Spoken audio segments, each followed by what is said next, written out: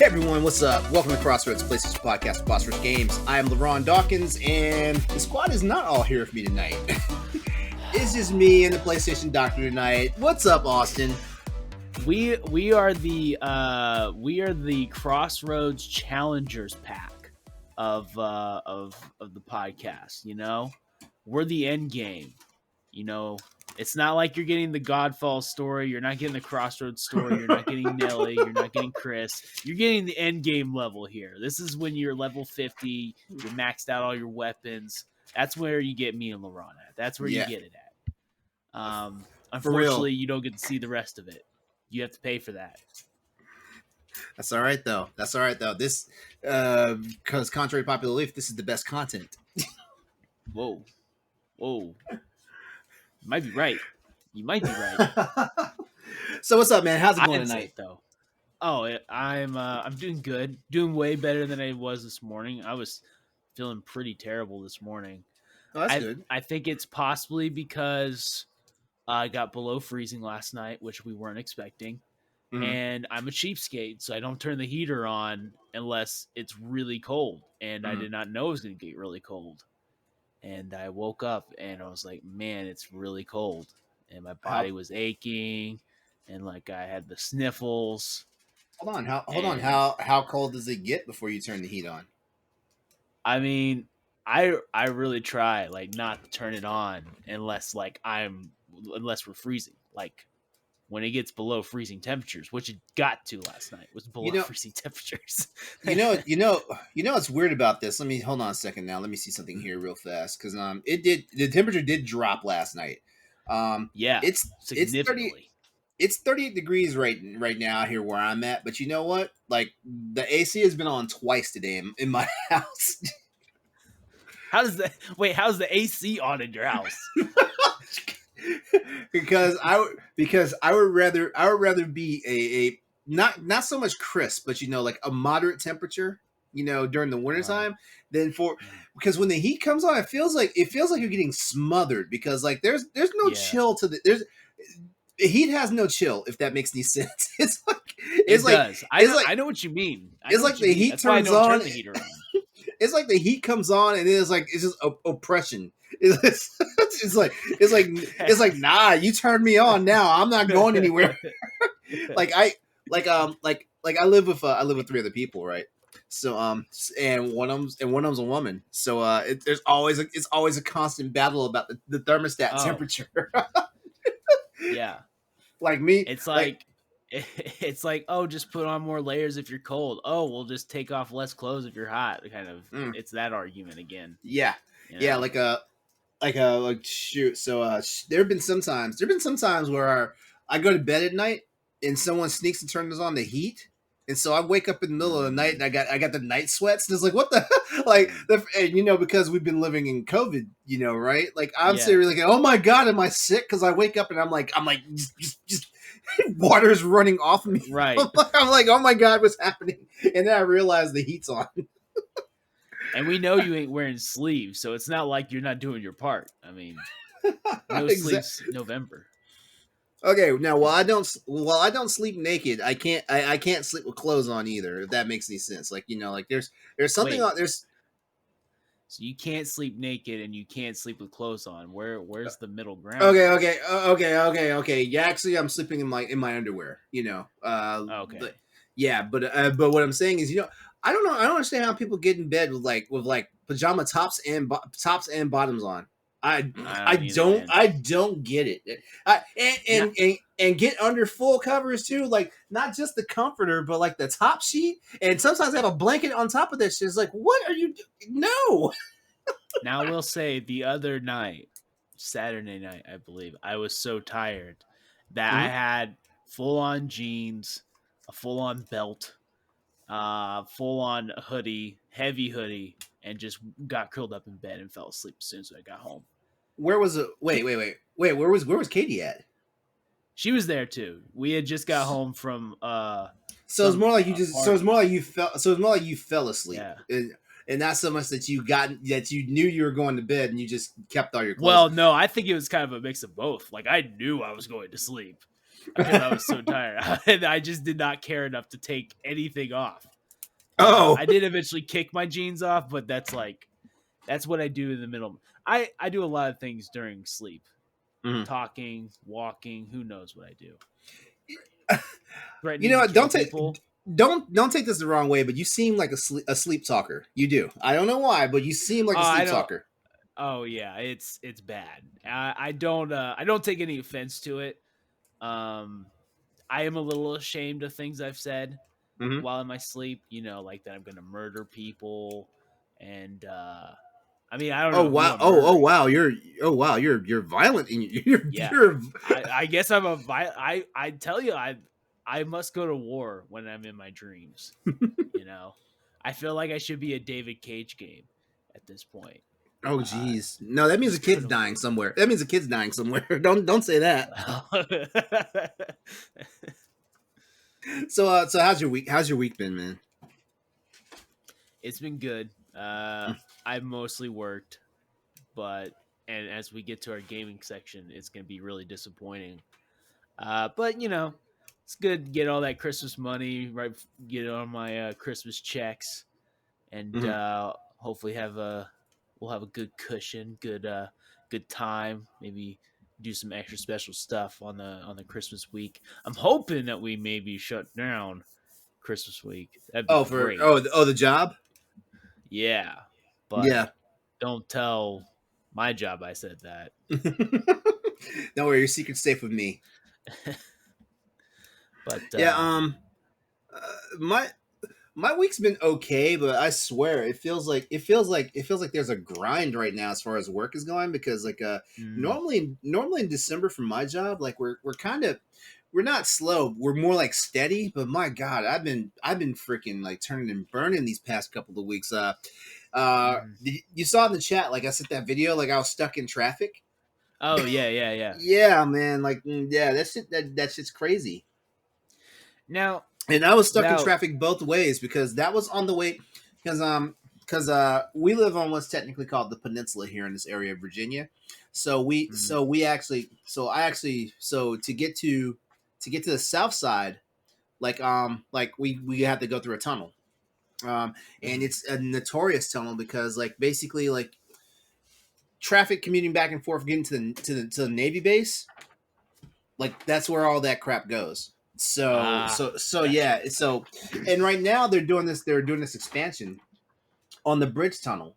So sometimes lanes get cut down to one lane. This used to be a 3-lane highway. It gets cut down to one lane because they've got to do all this extra construction and stuff. So yeah, like I was in the middle of standstill traffic before we got to the section where we get into the construction area. Is Virginia just full of construction at all If times? it feels like it because okay, Mm, so we got that area 64 that's going towards the bridge tunnel, under construction. Going going up, going westbound to head to hit the I-95. There's construction on 64 that way. So it's like you can't win for losing. Like you getting the freaking Eiffel Tower here. mm. I feel like our state is always full of construction, and then I hear about everybody's state is full of construction. I'm like, maybe the construction business just isn't doing too well. Maybe we should take care of the roads a little better. You Yeah. know. Well, I mean, in my what I've learned is out here in this area they cut Mm, corners. They cut mm, corners and they don't use quality stuff. Now I'm not sure if that's because of our infrastructure problem. If I'm getting a little political right now, I'm not sure if it's mm. because of that. Because I mean, like our roads and our railways and our travel systems are in disrepair. I think the only thing that feels right now is travel by air. I think so. Mm, Even though like a couple years ago we had those Concorde Max jets falling out the sky. Yeah, mm. yeah, and they were falling out of the sky because of programming glitches. Not even like bad design. Well, technically it is bad design, but you know what I mean. Um, Right.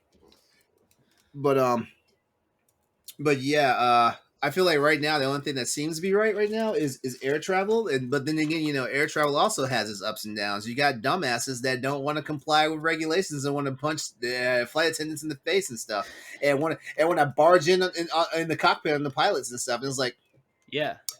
And my whole question is, like, if I remember correctly, like, we have sky marshals. There's supposed to be a sky marshal on every flight, right? How come nobody's gotten fucking shot? I don't know. That's what I saw in that Liam Neeson movie.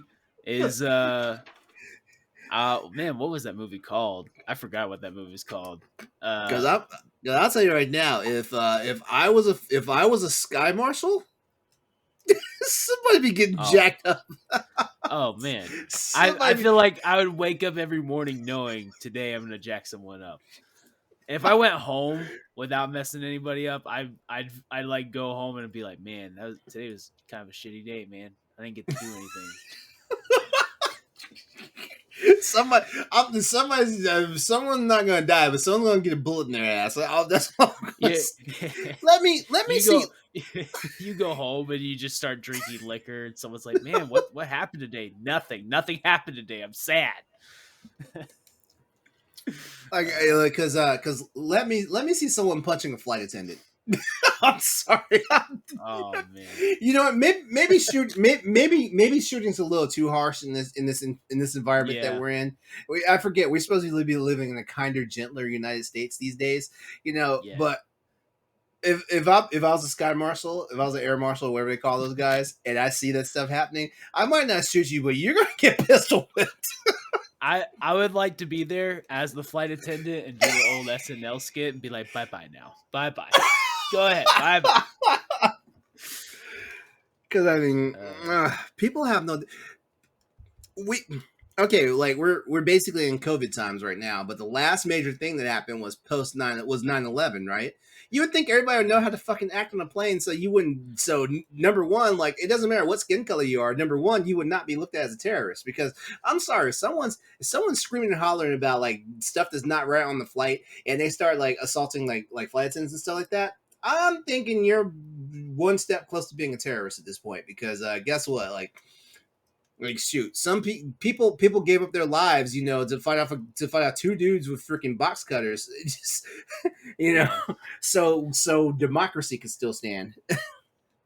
And what's crazy is the people that cause a stink like this are probably the ones that on 9/11 also say, never forget. We'll never forget.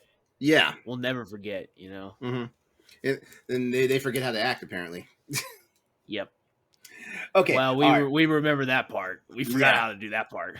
Yeah.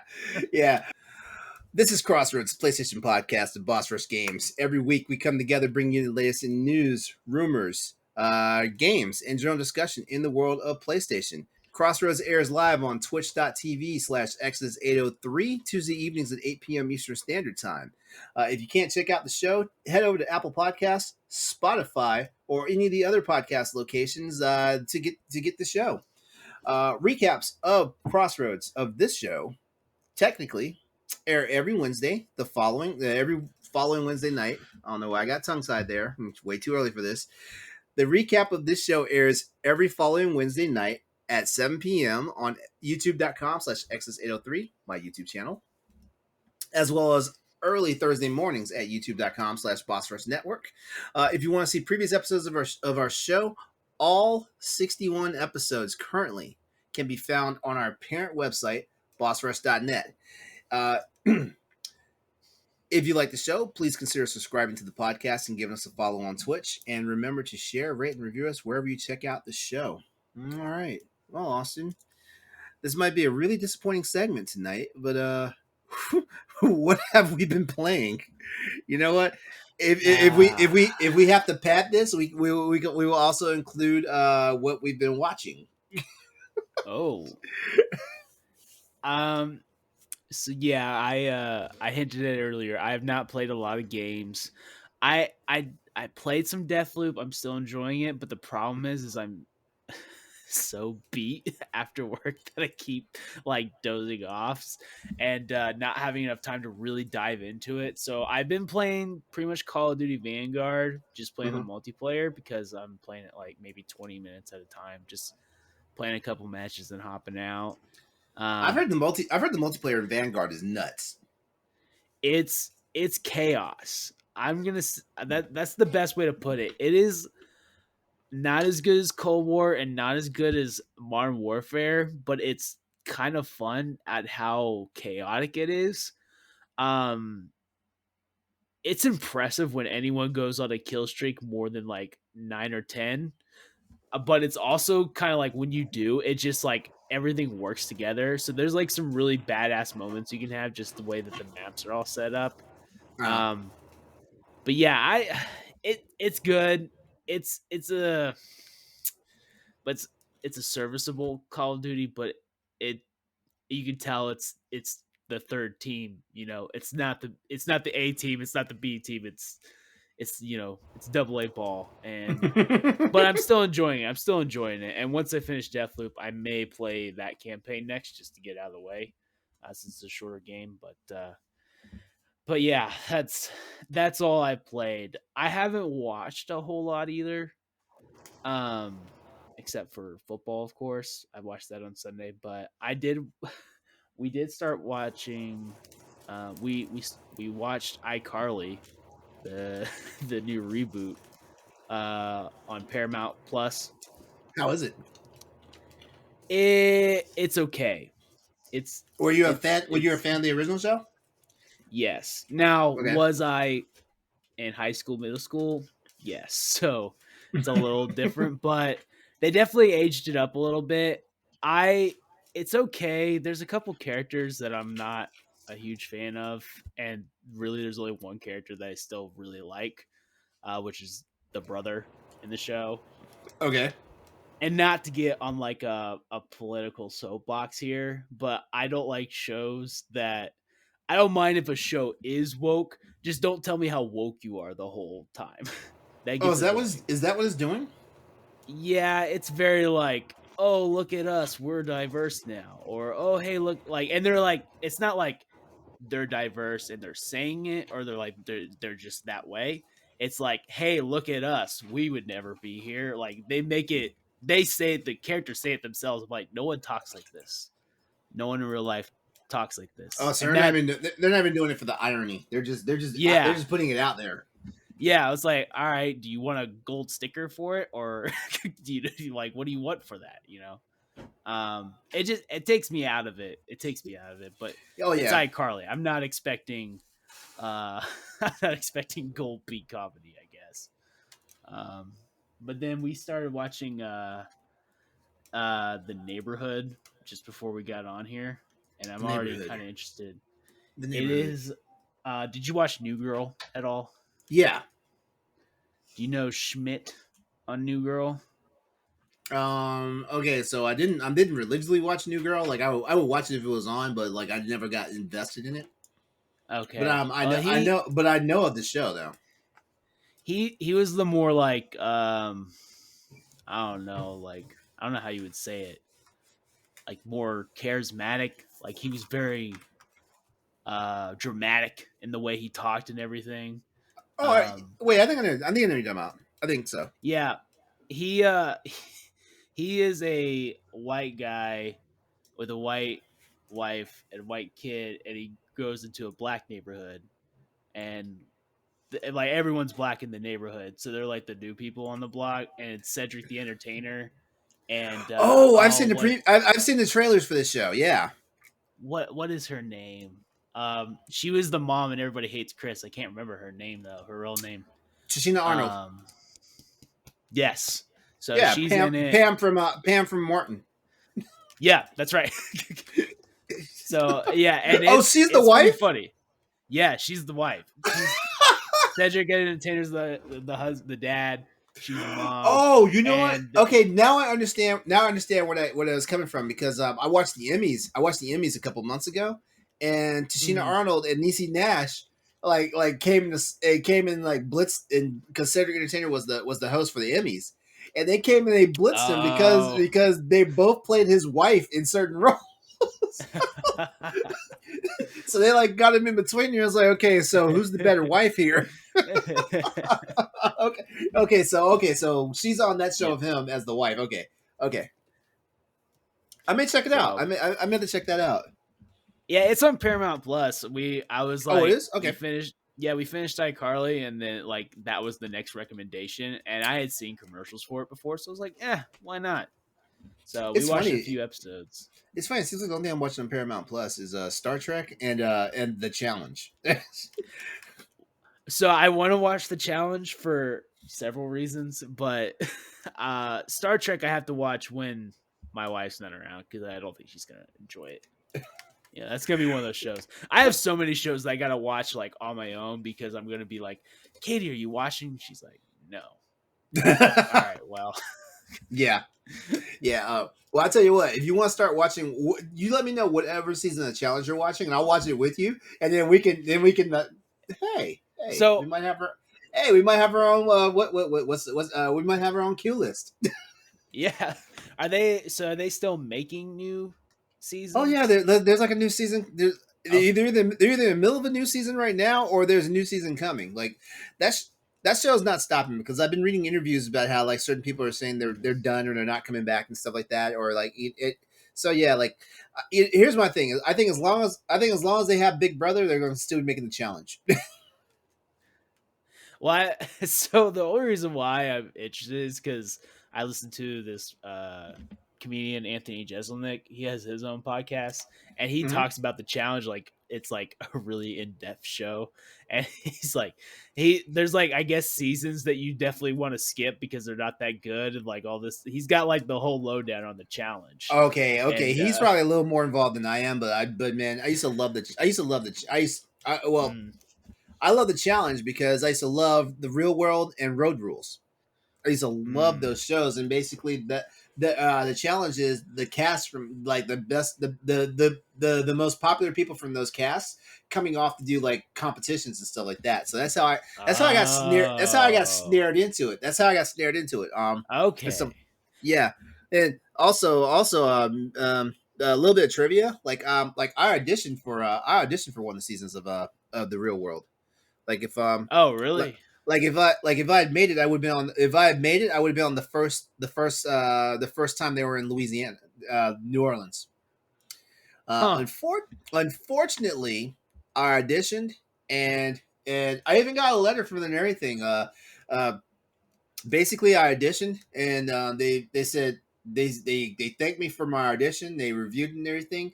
They said by the time they got to filming, though, I would have already hit the age cap. I would have been over the age limit for their demographic for what they want on the show.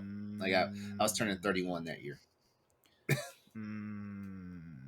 Was it because? Tell the truth. It was because you were wearing sleeves, right? And now you're haunted and can never wear sleeves again. I was dressed pretty tame. You were wearing a polo t-shirt, and they're like, no, if this guy had no sleeves, we would have put him on the show. I mean, knowing what I know now, I should have went all out like the Miz did, like when he auditioned, because I look at the Miz's audition now, and I was like, man, how the fuck did he get on that? Show? Man. He got on that show being a wannabe wrestler, and now he is a wrestler. I should have had a shtick. That should have been my thing. Yeah, but yeah. Man. Yeah, man. I auditioned. Like it was one of my things. It was one of my things. Like I'd seen like so many seasons of the Real World and stuff like that, and Road Rules by that point. Like I was like, and you know, like as the seasons wind down, they would always have like a little casting call, you know, for people. So I was like, yeah. I had a friend that had a video camera, you know, the ones that you like hold in your hand like this. Yeah. And I was like, hey, can I use your camera and film an audition tape for the Real World? And you know, his dumbass, he was like, "Are you sure? Is it actually for an audition for the Real World?" I was like, "What do you think it's not? What do you think it's for?" They didn't have OnlyFans back then. This definitely wasn't an audition for that. Yeah. I don't think you have to audition for that though. I don't know how it works. you just press record and put it out there when it's done. No. All right, was it Was that everything I you've was been a checking out? huge Big Brother fan. I was a huge Big Brother fan. That was the show that I watched the I most can't. of I in high can't seem to school. get. I can't seem to get into Big Brother. I don't know what it is. Like I just can't seem to get into it. When I was in high school, I liked it a lot, and Uh-huh. then for some reason, like the drama started becoming more relevant to me than that, like the actual like challenge of the immunities and all that. I'm like, and so I got out of it. I started getting out of it. Then they had that Big Brother 24/7 where you can like watch Yeah, them. where you can log in and I'm watch. like, that's just too much. Yeah, That's just too much. yeah. Like I used to be in the Survivor. I'm sorry, not Survivor. Oh yeah, Survivor. yep. Yeah, I used to be Survivor. into that, but eventually that got boring to me too. Like I don't know, like it seemed like I don't know. Me saying it now, like it sounds stupid, but it seems like it was very contrived. And I was like, come on, Mhm. you know, like I mean, like technically these people are all right, like they're not out there like stuck somewhere, like the production team can be like, okay, hey, they're in fucking trouble. Yeah, Right, right. yeah. Now, did you ever watch The Mole? That's my favorite reality TV I show. never The saw that, but I Mole. heard about it, and like some Oh, people, some friends of mine used to watch it. it was so good. It was so Isn't good. They the only did like 4 or 5 seasons. It Yeah, wasn't but very long. isn't the mole kind of like the precursor to the Undercover Boss? Remember that show? Mm-mm. I don't know what No, that okay, is. yeah. Yeah, Undercover It's Boss was Undercover Boss was like managers or managers, CEOs, like board members and stuff would disguise themselves as actual like either new oh, hires or yeah. okay.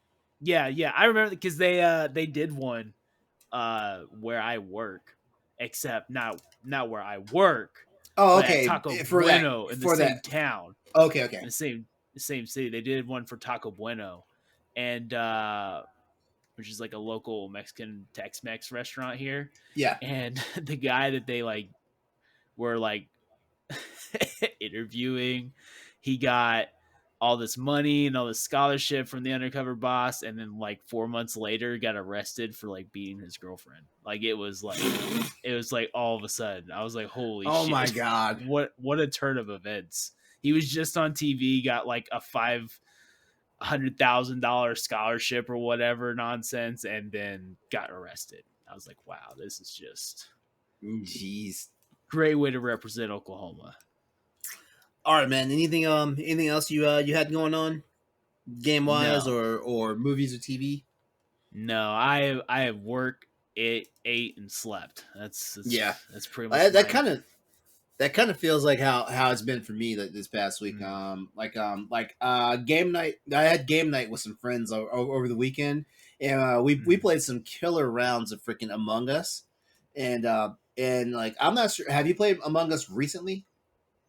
Not recently, no. Okay, well they've introduced a major update now. Crewmates can have roles now. Like they're like you can be I know you can be an engineer, which means like as an engineer, as a crewmate, as an engineer, you can actually go inside. You can actually go inside the vents now, like the imposters can. Mm. There's a scientist. The scientist, at any time, he can he can pull up everybody's vitals, so so he can see like who's alive and who's dead and all that stuff. Huh. And the imposters can not only just be the imposter, but now they can actually morph into other players. So now there's this whole confusion game because like somebody gets killed and like, well, hey, I saw LeRon like kill that guy. And I was like, no, I was over in engineering doing this. What are you talking? Oh man, Yeah, that is totally different than when I played it. That's a whole lot of other extra. That's good though, because the game did get boring after a while if you weren't yeah, playing with friends. This makes it more yeah. interesting. Yeah, so Mm. so Saturday night game night, me and some friends were playing Among Us, and that's about the only game I really well no I jumped back into Monster Hunter the other day What because a we shock! well no Shocked. well I had to because two events were going away, like the crossover event for Assassin's Creed was going Oh, the away. the movie one. The movie uh, was also going away. and the Resident Evil Mm. and not the Resident Evil. I'm sorry, the Monster Hunter movie content, which I'm shocked. I don't understand why they pulled the Monster Hunter movie content because Monster Hunter Yeah. movie, Monster Hunter game. what gives, like I don't understand. But Was it free content? yeah, it was free content. Yeah, like Do you all think the they'll like repackage it with the expansion? Like you can get it back, but only with the expansion type of thing. This is for Monster Hunter World. So that game's already done. Yeah, this is not Monster Hunter Rise, because Monster Hunter Rise right now is in the middle of the Sonic the Hedgehog stuff. Okay. Which I'm not impressed, by the way. I'm not gonna lie, I didn't know that was a thing, and I'm kind of wish that I still didn't know that was the thing. Sonic Monster Hunter Rise crossover. What is like Tails your Calico now? Is that how this works? Okay, so all right, so Tails is your dog.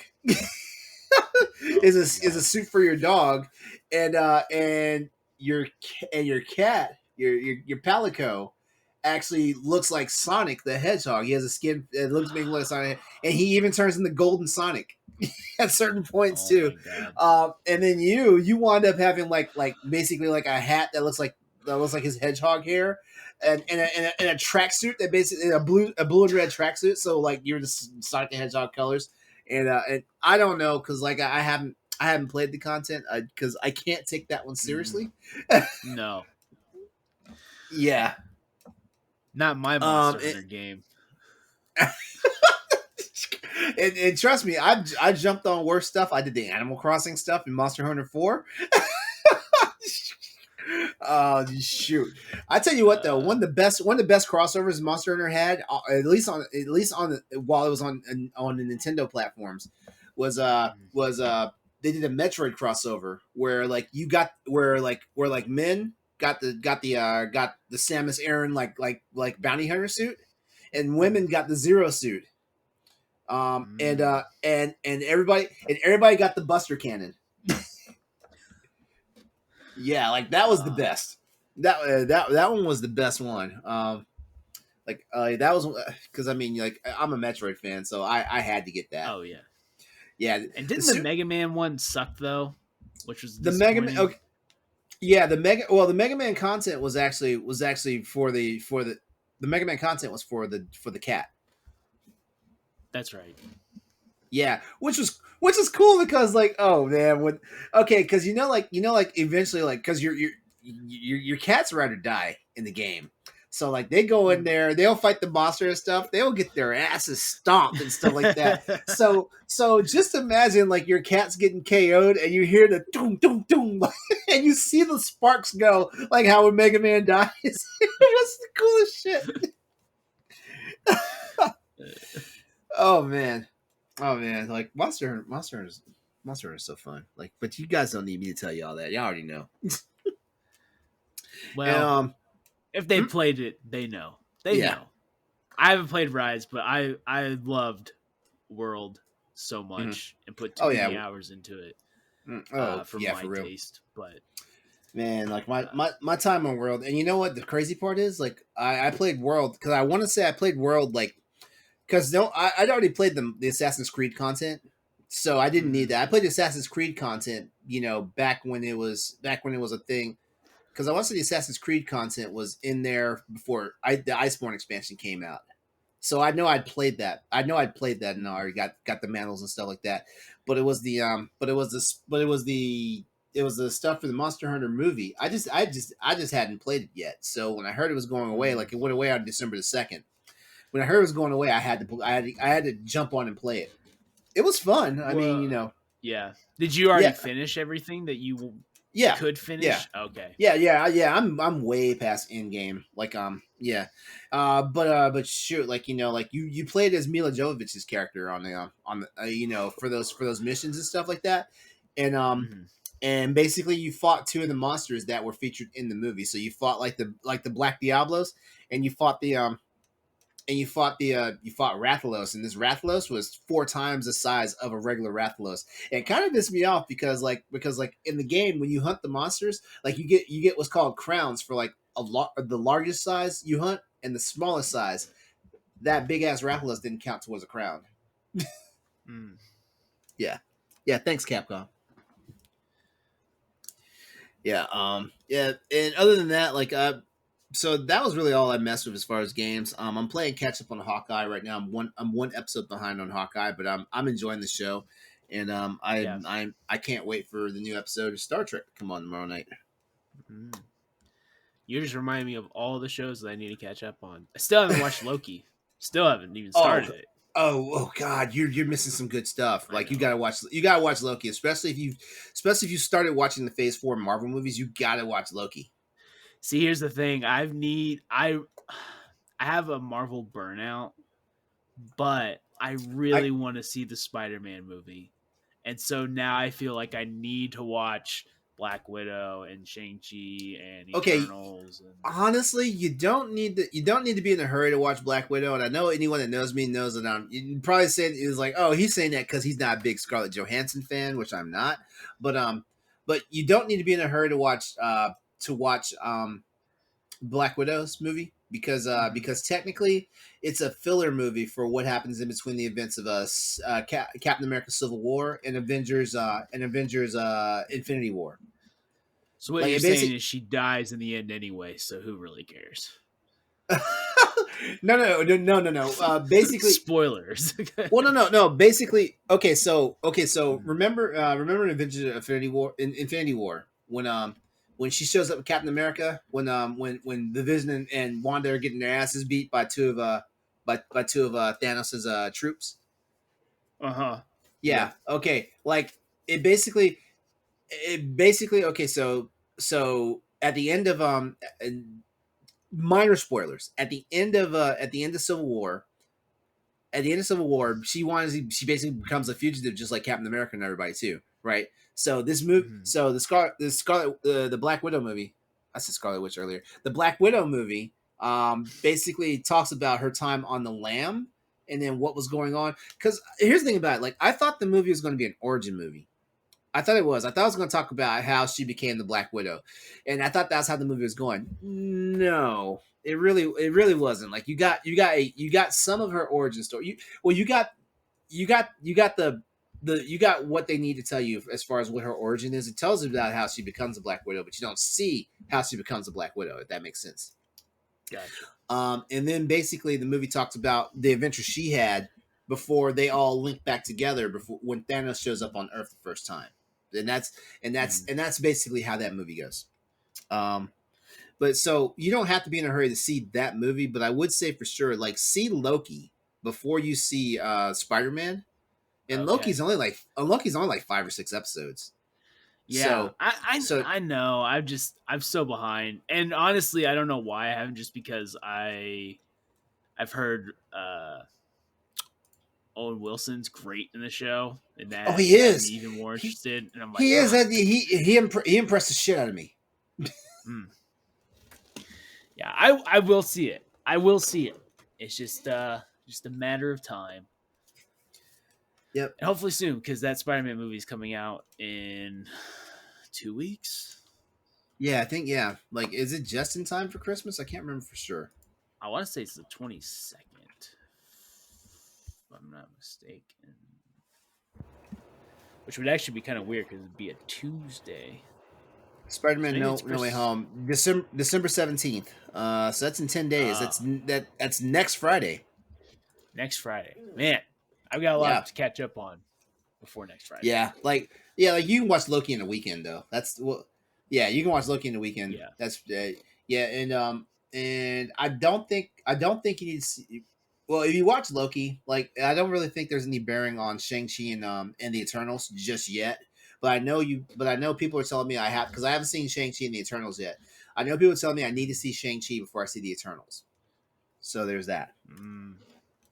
Well, Shang-Chi's on Disney Plus, so I have like no excuse not to watch these things. Eternals, I need to go to theaters for right now, but yeah. Maybe I wonder if they'll put Eternals out on Disney Plus like right before Spider-Man comes out, just so anyone. No, they're not. They're not. Okay. I had to say it. But even though Shang-Chi hit Disney Plus pretty fast, I was actually shocked. What I was thinking. I was shocked too. I was like, wow, that all right. I was still planning on seeing that theaters, but never mind. I will sit my ass at home. I'm telling you, COVID changed some stuff. Yeah. All right, you ready to start talking about some games and some news? Well, some of this, yes. Some of this news, sure. Yeah, I know. I know. Like, all I gotta say is fucking people, man. Fucking people, bro. I hate them. They're so stupid. I hate them. Not all of them, but the stupid ones. All right, let's get this rolling. All right, so our first news topic tonight. The new games have dropped for PlayStation Plus and PlayStation Now. Yes, so everybody, December's PlayStation Plus lineup sees you battling through bright fantasy universes and grim worlds shattered by zealous foes. It asks you to play the hero or see yourself become the villain. You haven't long to wait in deciding to lose yourself in the looter shooter hybrid of Godfall. Austin just mentioned some stuff about that earlier at the beginning of the show. Yep. You've also got the careful combat of Mortal Shell, or play the bad guy in Lego DC Supervillains, all of which are available right now from December 7th through Monday, January 8th. PlayStation Plus members. I'm sorry, I said January. If I meant correction, January 3rd, Monday, January 3rd. I can't read. PlayStation members will have until Monday to add all those titles. Plus, there's 3 bonus PSVR games added to the library. Now, is this the last month for the additional for the PSVR games? I think it's the last month, right? I don't know that for sure, but I can look it up real quick while you're reading the games. Yeah. All right. So first off, we have Godfall Challenger Edition for both PS5 and PS4. That's kind of weird, Like like this is the first month that there hasn't been just a total PS5 game on the list. Yeah, but Godfall is a looter slasher because it's not shooter, set in the bright fantasy universe filled with heroic knights and arcane magic. In the Challenger Edition, it focuses on 3 unique modes. You've got Lightbringer, Dreamstones, and the Ascended Tower of Trials. All 3 are in-game level content, but you'll immediately be equipped with a spread of deadly weapons as well as get skill points, letting you team up with up to 2 other players in co-op. Also, we have Lego DC Supervillains for the PS4. In Lego DC Supervillains, you will embark on an all-new Lego adventure by becoming the best villains the universe has seen. Set in an open-world experience within the DC universe, the Justice League has disappeared, leaving Earth's protection to their counterparts, who have proclaimed themselves as the Justice Syndicate. Now, where have I heard the Justice Syndicate name before? I see. I watch a lot of the DC cartoons and stuff like that. So I know Justice Syndicate has come up before, because I'm watching Young Justice right now. Like, God, season 4 is so good. Season 4 Young Justice is so good. I need to watch season 3 and 4 because I watched 1 and 2 when it was there. Man, oh my God, season 3 was amazing. Oh my God, we'll talk about that at the end of the show though. But Young Justice, here's what I will say: like they took what was the best of like the Justice League cartoon series from that was on the Cartoon Network and just ran with that. Man, it's amazing. All right. Also, we have Mortal Shell for PS4, also available this month for PS Plus subscribers. Mortal Shell is a ruthless and deep single-player action RPG that tests your sanity and resilience in a shattered world. As the remains of humanity wither and rot, zealous foes fester within the ruins. They spare no mercy, and with survival demanding superior awareness, precision, and instincts from the players. You're going to track down hidden sanctums of devout followers and discover your true purpose in Mortal Shell. Also, there's 3 games there's 3 games available for PSVR right now. They are The Persistence, Until You Fall, and The Walking Dead: Saints and Sinners, the Standard Edition. Real quick. Oh, did you get that info on I can't find it. Everything I've said saying that you can download it as of November 2nd, but no one is saying when it ends. So but you've had a whole month to do it. So if you haven't done it by now, you should be doing it by now. Remember, you can add these to your library, and then when you get the VR, you can play them. Exactly. And if you never get the VR, it never costs you anything. True that. because it will cost you after it's gone. Yep. Also, don't forget about the December's PlayStation Now games that have arrived as well. I'm just going to go through these real quick here. We've got GTA 3 Definitive Edition. There's going to get there's some chuckles. We're going to get some chuckles on that one. I guarantee you. We've got John Wick as well as John Wick Hex, Final Fantasy 10 and 10-2 HD remaster. So yeah, that's 2 games. That's 2 games, not one. And another game called Spitlings, which I did not do any research on that, so I don't know what's about. Spitlings makes me think that you're in the West. You're in a saloon in the Wild West, and you're spitting into the spittoon. Yeah, I imagine the spitling is what you spit in the spittoon, but I'm not sure. You have to fact check me on that one. I have no idea. All these titles on PS Now are available starting right now, December the 7th, and the only game that has an expiration date right now is GTA 3 the Definitive Edition. It will be going through the service until January 31st of 2022. And play Final Fantasy 10. Oh yeah, for real. Like, oh god, Corey and Stephanie were talking about that game last week on the Boss Rush podcast, and I didn't want to admit to them I never beat it. I played it, but I never beat it. I'll say this: I did a podcast along maybe 2 years ago. Excuse me, where we did a top 10 Final Fantasy games, and 10 was number 1 by the end of it. Me and 2 other guys, we made our own list, and we all had Final Fantasy 10 in our top 3. As a number, it ended up being our number 1. Oh wow! Yeah. Okay, so which of the titles for PlayStation, which of the PS Plus titles for December would you say is worth the cost of the subscription this month? The subscription, prescription. Leave the prescriptions to Stephanie, okay? In my opinion, I feel like it's a toss. It's a toss up between Lego DC Supervillains and Mortal Shell. Like Mortal Shell sounds like my type of game, but I know the hilarity that ensues when you play a Lego DC when you play a Lego any game. So I think I remember Jesse talk about Mortal Shell, and Jesse was saying it was pretty good. Mm-hmm. But it's a Dark Souls type game, and never mind. Yeah, Lego DC sickles me out. All right, so Lego DC Supervillains gets the Crossroads stamp of approval this month for the PlayStation Plus games. I wanna point out something that just came to me as you read that off. I did not know that the Godfall PS4 version was coming out. I wonder if this Challenger Edition is the PS4 version.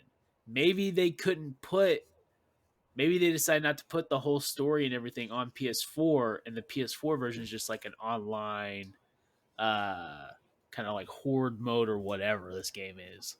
Kind of a thing. Know. And maybe that's why it's a Challenger Edition. I definitely think that Randy Pitchford has something to do with this. Jesus Christ. Almost 100% positive.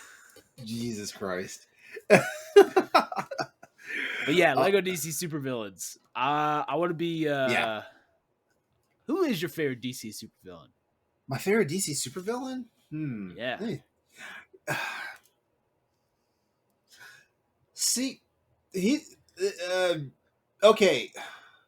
Honestly, and both of them are from the Batman universe. Honestly, my favorite, but he's not. This first one's not a supervillain, but he's a pretty badass villain. Temple Fugit, the Clock King. Oh yeah, I love that dude. I love that dude because he finds really unique ways of effing things up. You know, that's one of my favorite episodes of the 90s animated Batman was the Clock King episode, the first one. Yeah. Oh man, it's great. Yeah, and then Mr. Freeze is like my favorite of the Batman villains. Hey, that's what I was gonna say. Mr. Freeze is up there. It was up there. My favorite is Scarecrow, though. I love. Scarecrow's great. I love Scarecrow. If I put King some... wait. Who? Grodd from the Flash. He's the giant monkey king. Oh, man. yeah, Gorilla Grodd. Yeah. This just goes back. This just goes back to what I say. This just goes back to what I say, man. Like DC, like DC superheroes and supervillains, they're too damn super. Come on, who thought Ascension Monkey, Ascension Gorilla? Well, now Marvel has that. Marvel has a show on Hulu that is it's on my watch list. Was it like Monkey Agent or something like Monkey that? Assassin or something like that? Monkey Assassin? And I was like, all right. Okay. Hold on, what is it? I have to shout out Atrocitus. Hit Monkey. Hit Monkey. That's right. Oh shit. Atrocitus that's a badass. Yeah. I love Green Lantern. That's like my favorite superhero. That's like the one comic I was keeping up with for a long time. Was the Green Lantern. I just haven't been able to keep up anymore, even though I like the Green Lantern's storyline that they had going on with the two different ones. But Atrocitus, Red Lanterns. Most of my knowledge of like all the DC universe comes from mainly the cartoon, the animated universe, and I know it's like the worst way to get your get acquainted with it, but because technically all that stuff's not canon unless it's actually mirroring what's exactly being done in the comics, like how a lot of the more recent DC animated movies were pulled directly from like the graphic novels and and what was going on in like the New 52 universe. Right. Out of these, Austin already said it. Play Final Fantasy X and 10 HD remaster. That's the PS Now title. You usually want to take a crack at, especially because the Final Fantasy games are limited time anyway. Like if I'm not mistaken, 10 and 10-2 is the last of the Final Fantasy games that PS Now are getting at the moment, because I don't think they're getting 12. I don't think 12 was on that list. It wouldn't surprise me if we got 12 eventually, but I don't know if it was on that list. But I highly suggest 10. And 10 holds up. 10 holds up, by the way. Yeah. By the way, my favorite leveling up system in a Final Fantasy game is 10. I love the orbs. Yeah, the grid system. Yeah, that was pretty cool. All right, well, we can go ahead and move on to our next news topic, because this one's going to be kind of heavy, and I hate that we have to put it out there, but we'd be a terrible PlayStation show if we didn't put this information out there, and this is stuff that people need to know. So yeah, here we go. A Sony vice president has been fired after getting caught in an alleged pedophile sting. This news comes to us tonight from Sammy Barker via Push Square and Wesley LeBlanc via GameInformer.com. All right, here we go. Strap in. Sony has terminated the employment of a PlayStation executive after he allegedly appeared as part of a pedophile sting operation this weekend. George Cacioppo, that's how you pronounce his name. I had to look it up. George Cacioppo, senior vice president working on services like PlayStation Network and the PlayStation Store, was reportedly caught on camera by a vigilante group aiming to expose adults who try to engage in sexual activities with children. The task force, which is named People versus Preds, impersonated a 15-year-old and apparently made contact with Cacioppo online. Arrangements after the contact were made to meet for sex, at which point the alleged PlayStation employee was caught on camera coming out of his house to meet the teenager. Throughout the video, Cacioppo is referred to as Jeff and is spotted wearing a PlayStation 5 shirt. You imagine? What are the odds? I assume this guy only wears PS5 shirts at all times, just to impress the boys, I guess. The boys. You said it just right. Yeah. Oh god, it makes my skin crawl just thinking about that. Oh man. All right, it's worth stressing that at this point, no crimes were committed in the video. Well, no crimes were committed in the video, as the individual said to be Cacioppo immediately goes inside and closes the door while being filmed. However, chat logs allegedly depict the entire encounter as Cacioppo apparently shared explicit pictures of himself after learning that the person he's in contact with is a minor. Arrangements to meet are then supposedly made after the exchange of pictures.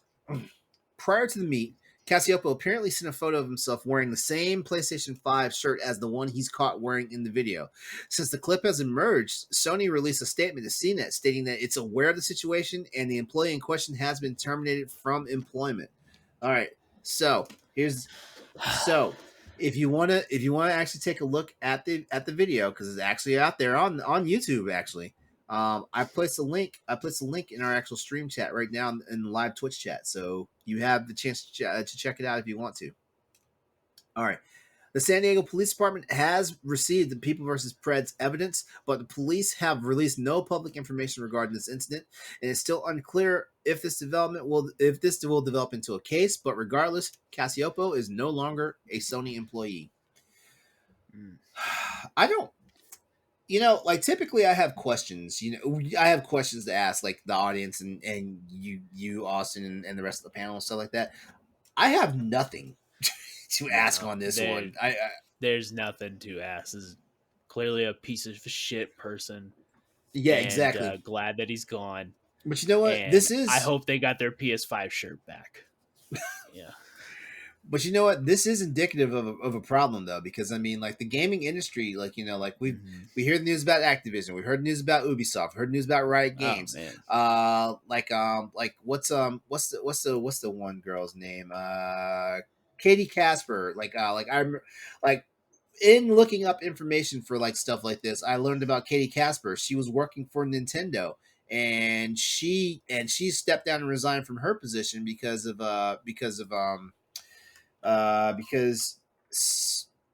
ultimately the supervisor she worked for was harassing her. And this is at Nintendo, like the one place we think, like this should be happening at, Well, and then plus we have the Ghislaine Maxwell. Ghislaine Maxwell now. Yeah, like she, like for people who might need a reminder of that, she's the lady that's linked to Jeffrey Epstein. Remember that guy? Yep. Yeah. We didn't forget. I hope a lot of people didn't forget about that one, because I hope all this stuff starts crashing down for all of these people. These people involved. And I think the only reason why the video game business is the one that's, because a lot of people are like, man, the video game business is full of slime balls. I'm gonna tell you now, every company's full of slime balls. Every company. And the only reason why this is a thing in video games is because video game news is so public. It's everything is just so. Public. It's red meat. It's pure red meat. So I'm glad we're past this. We can get rid of this guy now. I really hope that it's not like the last time this happened to a person I knew or somewhat familiar with. So I was telling you about EDP 445 before the show, who got caught, but unfortunately by a bunch of Nazis. So it's like, man, who do I root for in this situation? Hopefully the People v Preds group is a good bunch of people. When I heard about the Nazis catching that guy, oh my god. Yeah. Can you imagine? It's like, man, pedophile versus Nazis. It's like King Kong versus Godzilla. Like, only no one wins. And what's crazy is, right? It puts me in a moral dilemma, because like, okay, who? I know, that's what I'm saying. It's like man, okay, you're not supposed to root for the Nazis, but your only alternative is to root for the pedophile, and that it just doesn't sit right. Doesn't sit right. Hopefully, these People v Preds group is good. I do get worried about some of this stuff though, because it's like sometimes cops. Or sometimes the court system can't do anything with this evidence because it's been technically it's dubious. With. Yeah. So it's like, man, I really hope that they weren't already on this case. But if he was a creepo and no one knew, I'm glad that they pointed it out. Well, his name's out there now, so he's probably on. He's probably on the FBI watch list now. Oh yeah, he's got to be. So. Well, bye, George I don't even want to say the rest of your name. Get out of here, bro. Yeah, good riddance. Good riddance. You know. Hopefully, it doesn't mean that the quality of the PlayStation Store and the PlayStation Network goes to shit. Hopefully. Oh, you mean again? But you know what? You know what? He's probably responsible for the PS3 PSN shutdown. I'm willing to bet. Well, he was trying to this get guy's gone. He was trying to get information of little kids and where they live. Yeah. He's like, he got caught once before. He's like, oh, really? And then he shut down the PS3. he flipped the switch. Oh God! All right, let's stop doing all the. This is why I'm not allowed on Pal Block very much. All right, let's stop doing all the head theory before we really get into trouble. Yeah. Just when you thought things couldn't get any more strange, somehow there's even more free Spider-Man Insomniac DLC suits coming. Two Spider-Man the 20 what year was that game out? 2017, 2018? 2018. Okay. Yeah. There are even more free Spider-Man suits coming to Spider-Man 2018. There we go. All right. This news comes to us from Chris Carter via Destructoid.com. We are years removed from the original Spider-Man PS4 release, and now Insomniac is still keeping the party going with more free DLC Spider-Man suits. As folks speculate about all sorts of spoilery things regarding the new Spider-Man movie, Spider-Man No Way Home, Insomniac is celebrating the new Marvel Sony joint film with some DLC. Once December 10th hits, that is in roughly 3 days. You'll be able to grab 2 new suits inspired by the movie for free as part of the classic free Spider-Man DLC suits.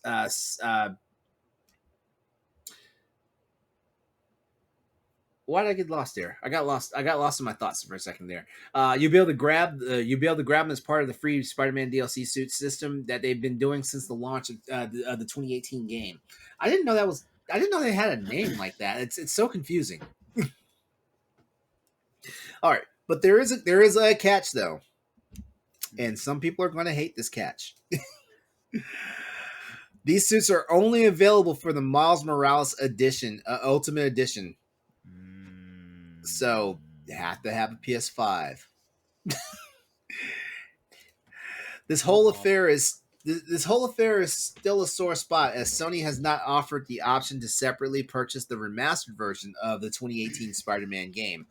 Ultimately though, like, put it this way, like, it's just a couple of free Spider-Man DLC suits. It all depends on what you want. But I'll tell you this though, like, one of them's that kick-ass like red and gold Spider-Man suit from Infinity War. I'm not sure if it goes into what was that mode called? Where the legs came out and it was like armor for him. It was like true spider mode. I don't know, man. I can't remember. I can't remember what it was called. But basically, just remember, it's part of the PS5 version of Spider-Man. If you find yourself in the position of wanting to upgrade, you can do it from the Ultimate Edition in game from the menu of Miles Morales. That's if you have the standard edition of Spider-Man Miles Morales. You can do the upgrade directly from the menu. So there's that. All right. So the question is, will you be grabbing the new Spidey suits? Austin, I know you have a Miles Morales. I know you do. Oh yeah. I'm gonna have to get it back from my friend that I let him borrow it from. I'm gonna tell him that he needs the Tisk. Like, it's time to pony up. Yeah, he needs to wrap this game up because now that anime suit looks super dope. Oh hell yeah! I'm definitely looking to play with that one. The black spider suit. I don't even know what that one is. That just the regular Spider? Because that doesn't look like the Spider-Man 3 suit. Yeah, I don't know what suit. I don't know what that suit's from. Maybe it's a hint into Venom being in the Spider-Man. Spoilers for Venom 2, by the way. I guess. But I have no idea. Yeah, you know what? All I gotta say is like this announcement of the DLC.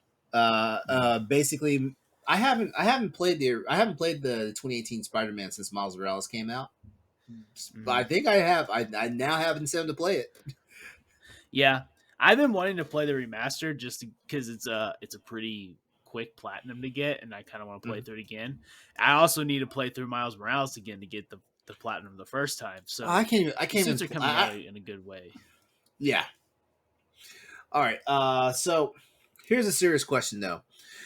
Should Insomniac and Sony have included the DLC in the original PS4 editions of Marvel Spider-Man, or should is this a good move? Like, in my opinion, I feel like it does bring attention to the Spider-Man Miles Morales game. It does, but but at the same time, I can also say that it's kind of a kick in the pants. Insomniac, like I put a link to the tweet they did when they announced it. They actually explained why, like, they didn't do any. They only did it for the Miles Morales Ultimate Edition for PS5 and not the PS4 edition. Just go check it out. Basically, a lot of stuff had to do with like assets and stuff and things like that, and it's getting past the scope of what the PS4 can do now. Was one of the things they explained. I'm not sure if it all makes sense. I remember reading it and I was like, yeah, I can get that, but I don't know. I want because I remember that Spider-Man Into the Spider-Verse suit that was on Miles Morales. I wonder if that worked okay on PS4. That suit in of itself, because it looked like the Spider-Verse cartoon where it had like the kind of like glitchiness to it. Yeah. So I wonder if that was maybe it was too glitchy for me. I couldn't wear it. I thought I kid you not. When I started wearing it and stuff, I actually thought there was something wrong with my PlayStation. I was about to be mad because I was like, oh my god, this is what I get for buying a launch edition console. Well, I knew that it was gonna look like that, and I was like, man, this is so cool. I'm gonna play it anyway. And it got old real fast. I was like, this looks cool.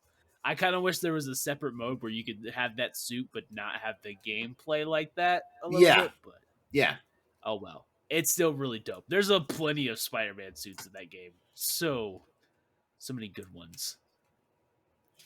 Yeah, so this basically just told me I need to dust off like Spider-Man. Like I've been wanting reason to play it anyway, and especially after play it again, especially after seeing like the Spider-Man 2 trailer, back during the summer.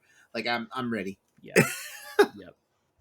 Oh, I probably will play through both of them again just to prepare for the next one. Although I'm old now, I don't get to do that as much anymore. Because I remember when Arkham City came out, I played through Asylum again. When Origins came out, I played through Asylum and City again.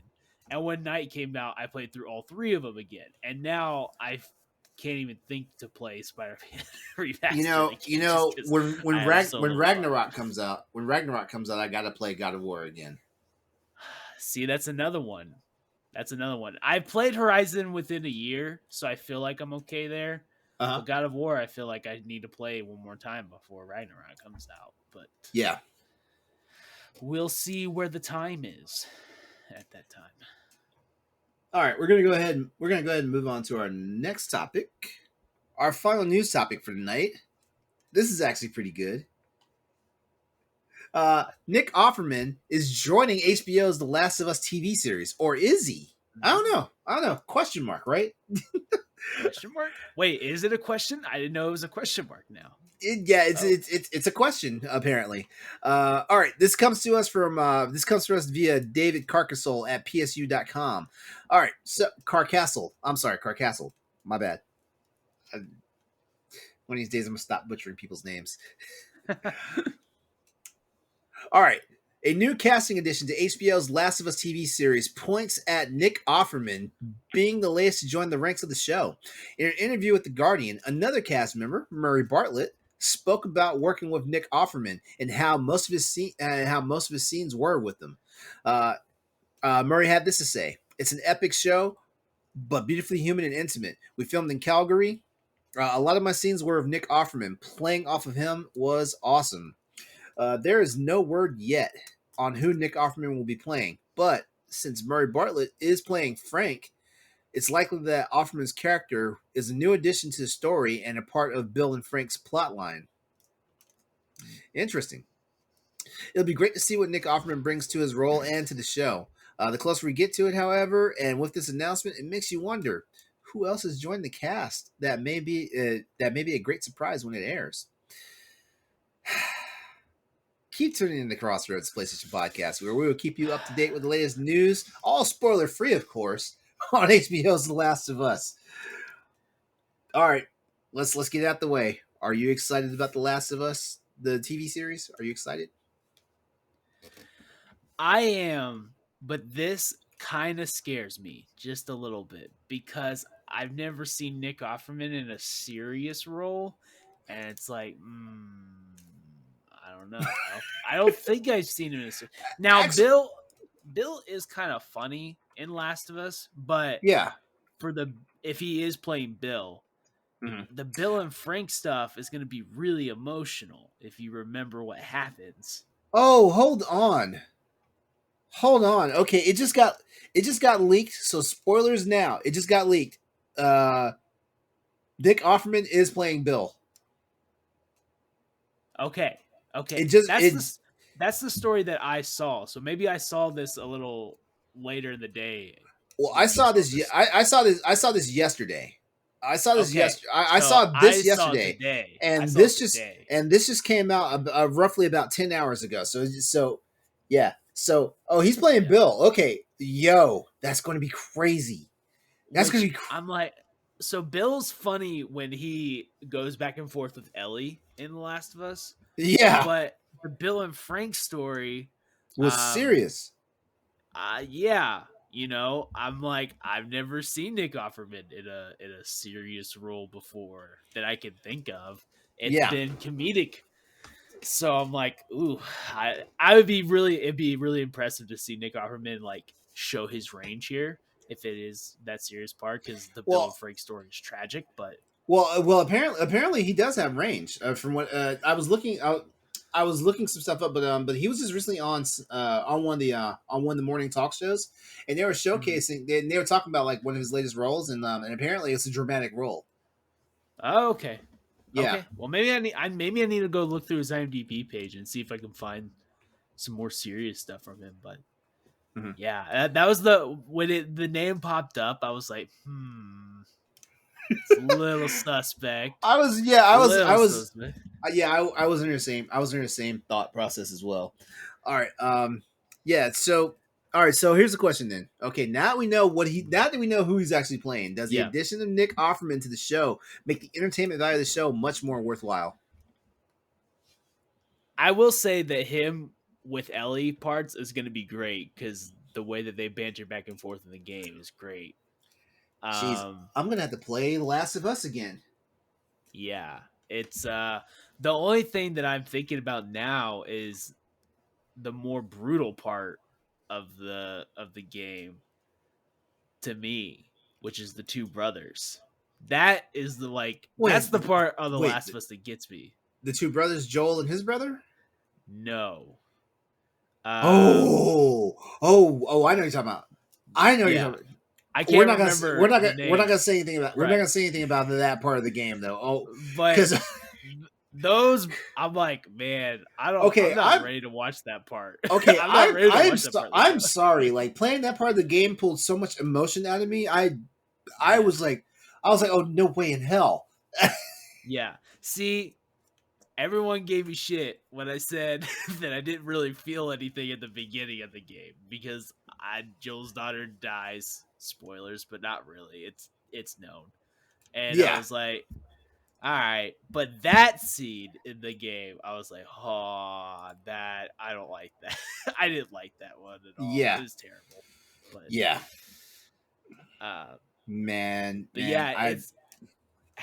I'm glad it's HBO doing it. I have full faith in HBO to do it right. I don't have any trust in any other streaming service for sure. I wouldn't be as excited if it was Paramount or Netflix or anyone like that. I don't know. I don't know. I don't know. I think either one of those networks can do it, but HBO has like a pedigree for these types of shows. Yeah. HBO to me is just solid. Despite the Game of Thrones nonsense that happened at the end, HBO's just got a solid like repertoire. Like they haven't done me wrong. Yeah. All right. Well then, that was pretty cool. That was pretty cool news topic. Yeah. Like especially discovering that who Nick Offerman is playing. It's all gravy now. Can we get his wife in the show? Is my next question. Who would she play? Nah, I don't know, but we gotta get her in there somehow.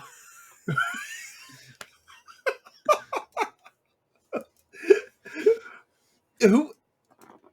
See, all I think of is Karen Walker from Will and Grace. No, I don't even know.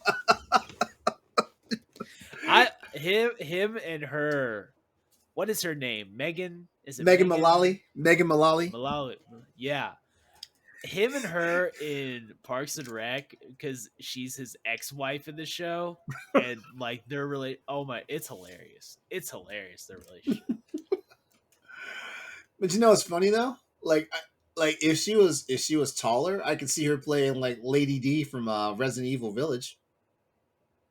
Oh yeah, well that might happen. That might happen. I could see her playing Lady D. You may have spoken into existence. We have CGI. We can make her taller. Yep. Interesting times though, I swear. Like the more people I hear casting, and the crazy part is they're casting. Not only are they casting like actual like actors that we know, they're also casting like talent from the game. It's. I'm excited. Like I can't wait for the show. I can't wait for the show. Like I guarantee you, I'm definitely in for the pilot. I'm definitely in for the premiere episode. Absolutely, I will be there. I will be there day one. Yep. All right. So let's go ahead and knock out our new notable game so we can get into our hot topic for the week. All right. So here we go. All right, so the new notable games for the week of December the 6th to December the 12th. You guys know what time it is. The good news is that if you've been looking for a break on your wallet, this is probably the week. Because the release schedule is definitely slowing down for Christmas. And the notable games for this week are Heavenly Bodies and 12 Minutes. So only 2 titles this time. So there you go. All right. So yesterday, December the 6th, we already had two games released. It was first one was My Universe, Doctors and Nurses for PS4. And then the other game was Rover Mechanic Simulator for PS4 as well. I'm sorry, guys. I did not do any type of lookup for these games. None whatsoever. So I couldn't tell you what's going on with either of these games right now. Because today, December the 7th, we had the 2 games that are the most notable, being Heavenly Bodies for PS5 and PS4, and 12 Minutes for PS5 and PS4. Okay, so Austin, I already know which game you want to play out off of this list. I know it is. So we're going to talk about it right now. In 12 Minutes for PlayStation 5 and PS4, you're doomed to live the same 12 minutes inside your apartment unless you use your knowledge of what is going to happen to change the outcome and to break that loop. 12 Minutes is published by Annapurna Interactive and is a thriller game played from a top-down perspective in real time and is set in an apartment suite shared by a husband and wife, both voiced by James McAvoy and Daisy Ridley, respectively. Which includes the main living and kitchen area, their bedroom, a bathroom, and a closet.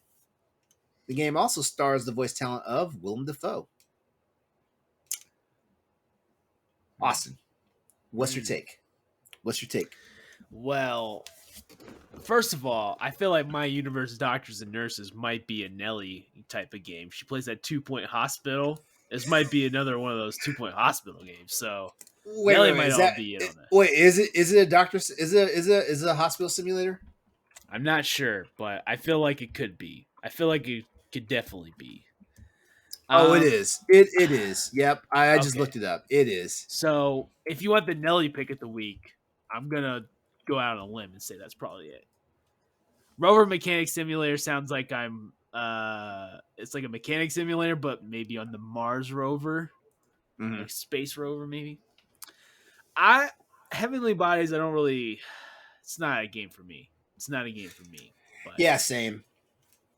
12 minutes though. I was interested when it came to Xbox. I was interested when they showcased it. I kept hearing some weird things about the game. I've heard that some of the stuff is broken. I've heard that's really annoying that if you try to do stuff like do a certain thing in your loop and it doesn't work, that you still have to play it out through all over again and you can't just like do a restart thing, which is that's not good.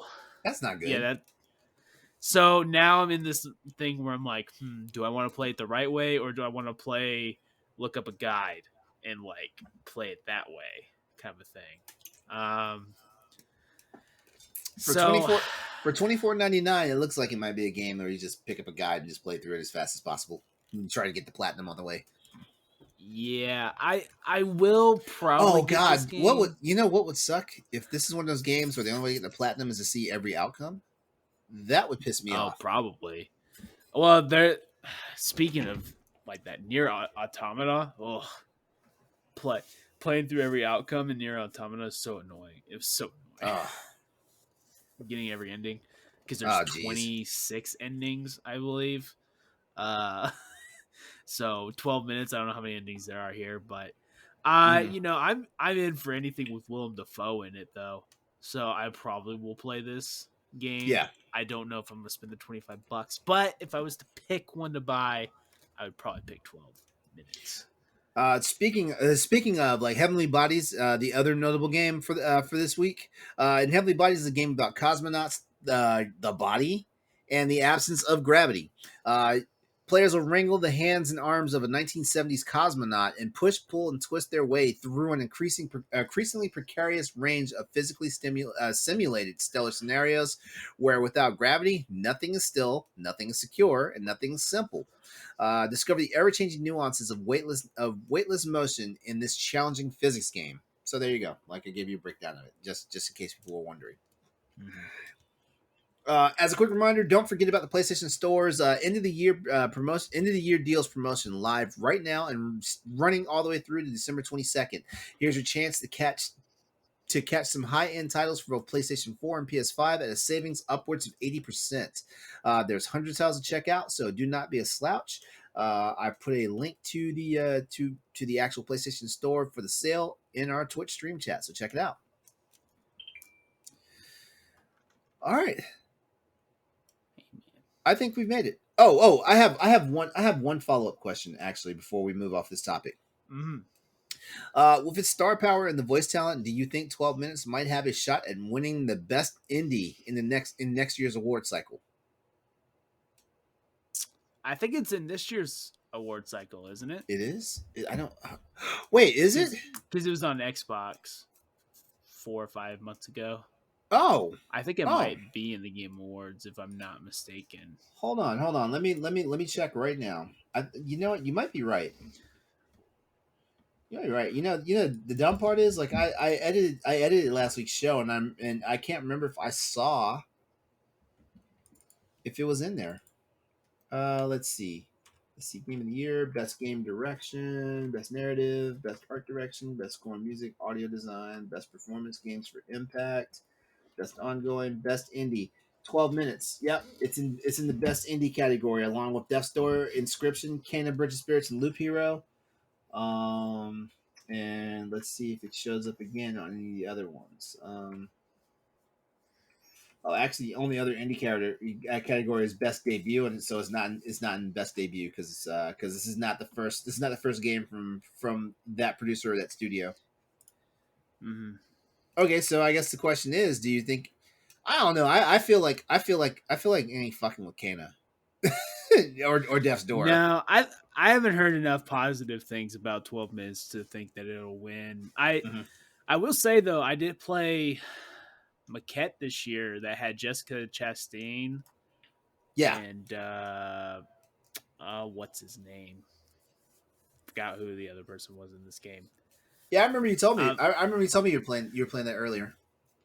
and it was a good game, but it's cool that these stars are getting it, and I think certain stars do a good job of this, but you know, I don't care too much. Like I want the voice Here's actors to be in these games. You know, I don't. here's my question. Here's my question. Mhm, This was an indie title, mhm, and you got James McAvoy, Daisy Ridley, and Willem Dafoe to voice your characters in this game. How much mhm. money in your budget went to these actors?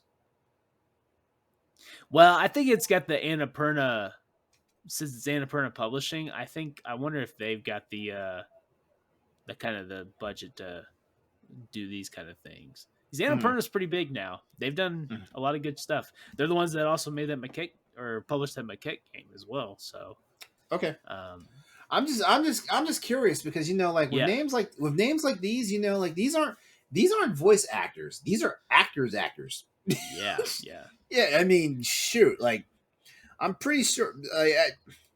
This is no offense to Willem Dafoe, but I'm pretty sure like James McAvoy and Daisy Ridley are like hot yeah, commodities right now. yeah. Now who It's knows?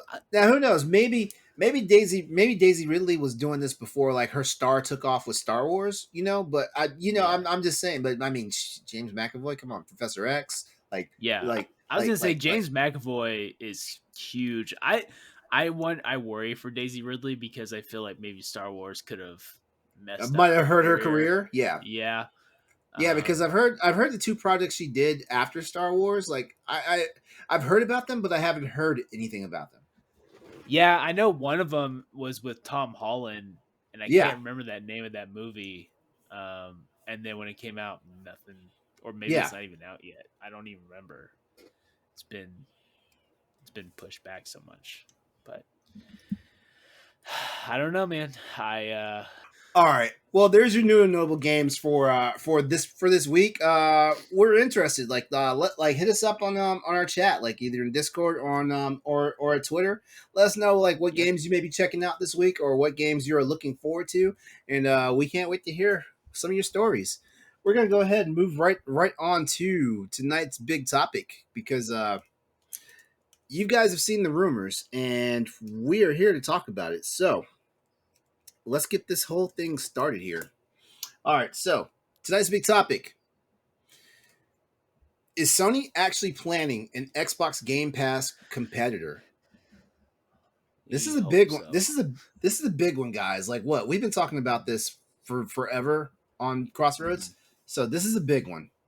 All right, and before we get started, I want to give a special shout out to Eddie V from Boss Rush because he actually did a write up on this. So you may want to check it out. The links in our Twitch chat right now. Okay, so let's get this started. According to rumors, PlayStation owners might receive their very own shiny and exclusive gaming subscription service sometime next year. With a story-breaking tweet from Bloomberg's very own Jason Schreier. Hi, Jason. It's nice. Hi, First time talking about you in a while. Hi, Jason. you you can block me from Twitter, but you can't block me from Bloomberg website. I will find you. All right. In a tweet from Jason Schreier, he reports that Sony Game Corporation's PlayStation division is planning on their own gaming service to compete with Xbox Game Pass, which has been codenamed Spartacus. The ideal is to combine PlayStation Plus and PlayStation Now into one offering, Spartacus, though they would likely just keep the PlayStation Plus branding and just completely absorb Now into the brand.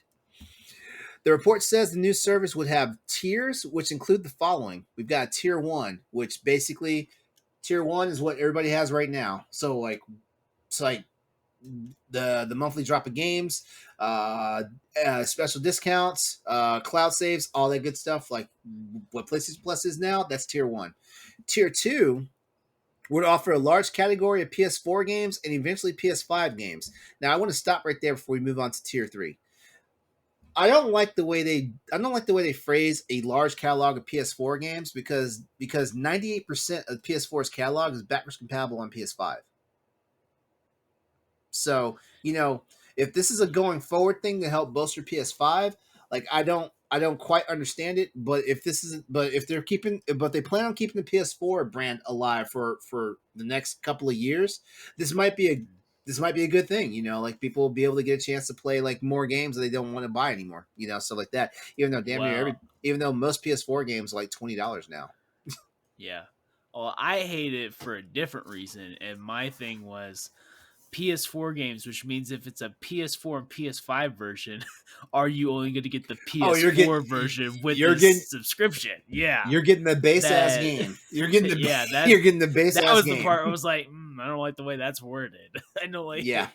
But. Oh yeah, I'm glad you mentioned that though. Like that also bears into like the deeper discussion as we get a little bit further along into it. Now tier 3.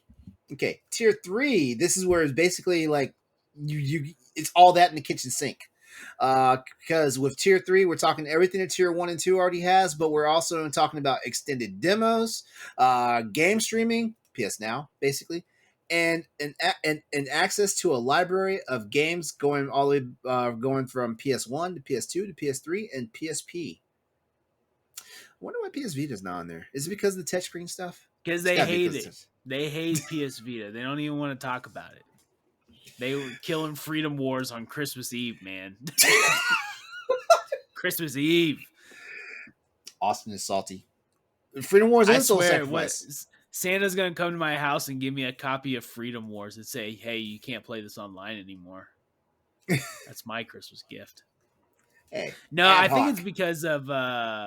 I heard that, and I don't buy this, but I've heard that it's because of like the touchpad stuff on the back. Mm-hmm. But I'm like, you have a touchpad on the front of the controller. I feel like, it shouldn't be that hard. Some games would not work, but you can make Uncharted Golden Abyss work. I was about to say, like make have Uncharted Golden Abyss be the test. Yeah. I don't think it's an excuse, but anyways, they hate the Vita. Move on. Yeah. All right, so for a monthly fee, basically PlayStation gamers could quite literally have it all. All right, so if you look through what Spartacus offers, though, and what it actually offers, it seems pretty clear that unless something drastic is being hidden away, that this is more about rebranding and restructuring than creating Spartacus as a true Xbox Game Pass competitor. As usual, for our big topic, we have some key points, so let's go ahead and break into them real fast. Key point number 1. This might be the plan for preserving the PlayStation games library. All right, so if the highest tier is poised to include PS1, PS2, PS3, and PSP titles from Sony's library, subscribers will finally start to see a first step towards answering the question of why no one can play PlayStation's extensive library of games that dates back 27 years. And this is honestly the most important thing for them, to be quite honest, because I feel like with what we have now on PlayStation Now, and you add all of this legacy, you're already on a really good strong suit to compete with Game Pass. Even if you don't get the day one games, that library, that history being there, is worth it to me. Mm-hmm. Yep. The next key point in this conversation, it's smart to ditch the PlayStation Now branding. Let's be honest. Yep. Let's be honest. A total revamp of Sony's game streaming platform by folding it into the umbrella of PlayStation Plus could just be the move that Sony can make to not only save PlayStation Now, but also ensure that it will snag more new subscribers. With it being streamlined, with being in a streamlined tier system like this, there's no more confusion about the services because anybody who's worked retail for one of these major stores like GameStop, Best Buy, even Walmart, Target, and all that stuff, you wind up with people asking like, what's the difference between PlayStation Now and PlayStation Plus? Because like when you walk into those sections, like you see the cards, like 1 month, 3 month, 12-month cards. Mm-hmm. And it's like two different things, and they're all like 1 month, 3 month, 12 month. And it's like, what the hell? What is this? Like people are confused. There's no more confusion about the services, and there's a real reward for lifelong subscribers of PlayStation Plus who have been there since the service began back in the PS3.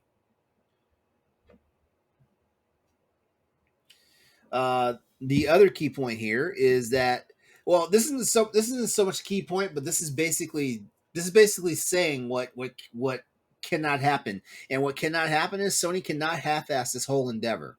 Despite PlayStation Plus breaking industry sale records, there's sentiment among most engaged players on social media that PlayStation once again finds itself like falling behind, and that comes to its subscription services. There's almost 50 million active members on PlayStation Plus. PS Plus is the biggest subscription service in the industry to date. Like, that's not us saying this at Crossroads. Like, analysts have said this. The tech world is saying this. PlayStation Plus is the biggest subscription service in the industry to date. Yes. So before you come in talking about, well, Xbox Game Pass this, no. Crossroads isn't saying this. Crossroads is just regurgitating it. Don't come at us. Don't come at us. All right. If you want more hardcore numbers though, PlayStation Plus has peaked at 47.6 million subscribers earlier this year, and the latest sales figures peg it down to about 47.2 million. So there you go. Still 47.2 is closer to 50 million. All right, the retention is excellent, and it'll be seen by Sony's top brass in Tokyo as one of the firm's most successful products. Still, the expectation from consumers is that the company could be doing more. While efforts have been made to improve the PlayStation Now service, which has been meandering, I think it's safe to say that Jim Ryan and his crew are going to probably chalk this down as a failure. PlayStation Now has always struggled to find its footing, and even to this day is still not totally understood by much of the community. Let's not mention also the inability to download PS3 games. It's wild. There's also a lack of classic titles, with even PlayStation exclusive games missing from the service from PlayStation Now, and we don't even need to go into like the poor streaming quality that players experience on a daily. Yeah, try playing Infamous on the PS3 Now streaming. It's awful. It's not worth it. I tried. I'm sorry, bro. If only I could just download PS3 games to my PS5. Now you understand why I kept my PS3. Yeah, well, I did too. I kept my PS3 too for 50 Cent, Blood on the Sand, and a few other games. Oh my god! All right. So we've boasted about all this PlayStation Plus and PlayStation Now stuff. We need to talk about the elephant in the room, like the huge elephant in the room, which is Xbox Game Pass. Xbox Game Pass, its primary selling point is the inclusion of day one first party titles. With Spartacus, right now it looks like day one first party games will not be included in any part of the tiered subscription. As a matter of fact, Jason Schreier mentions it, and it bears repeating. Sony does not include plans to launch a AAA PlayStation game exclusive game on day one on Spartacus, which is the main draw of Game Pass. Similarly, there do not appear to be any multi-platform launch plans, where Game Pass has a debut system where it comes out on console, it comes out on PC, and it comes out on cloud at the same time. Rather, these sold separately games will still be out for PlayStation consoles only at launch, which it seems, even if Sony has shown openness to porting games to PC. We already know like the announcement, well, not the announcement trailer, the pre-order trailer for Uncharted Legacy of Thieves collection dropped today. And guess what? The PC version comes out later than the PS5 version. Oh, how much later? I want to say like a month or two. I don't know specifics for sure. Like let me look it up. I don't even think it's been dated yet. I don't think so. I think I did get a date today, January something. I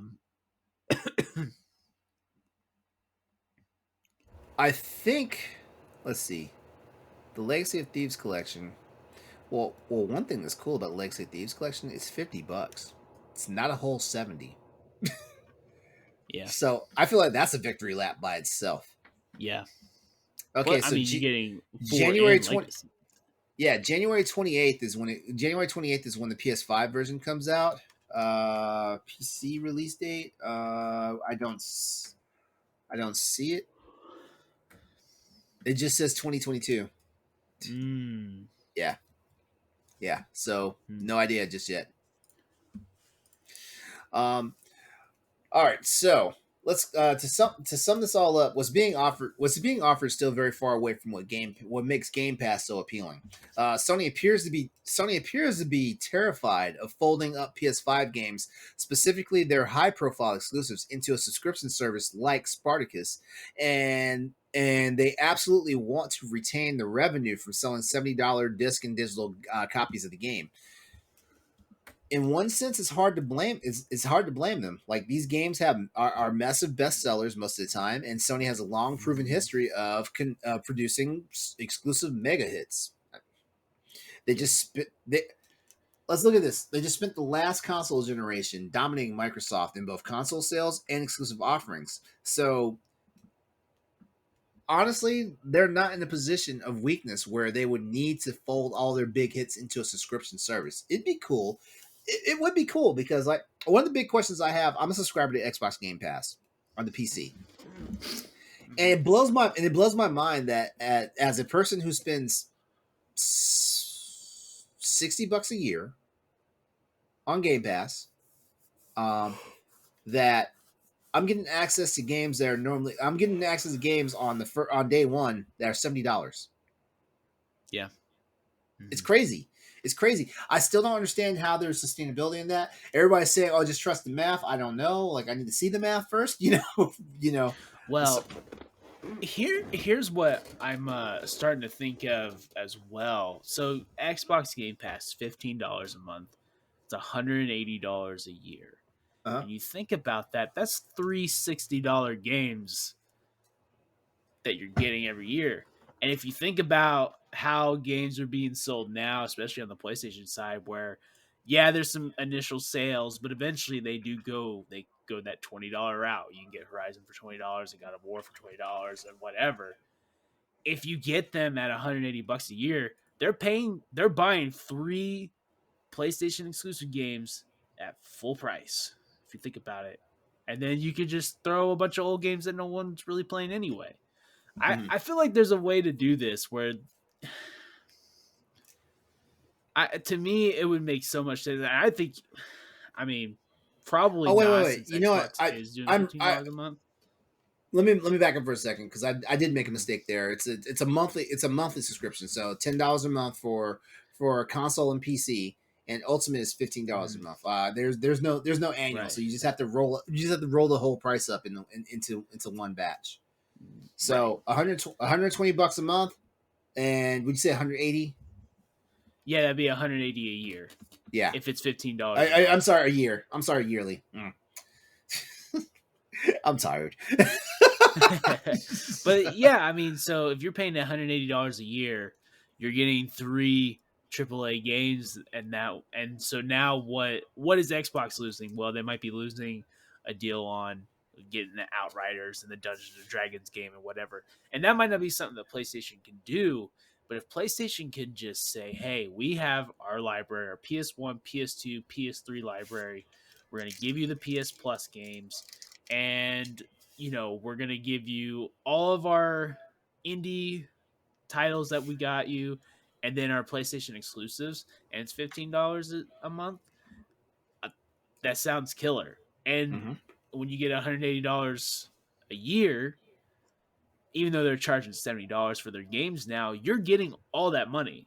It's not physical copies. It's all yours, and they're paying you for full price or whatever, or they're paying $60 a game instead of buying the game at $40 or $20. You know what? You read my mind, man. Because here's what I was gonna say. I was gonna say, like, you know what? Like, Sony doesn't need to completely match the offerings of Xbox Game Pass.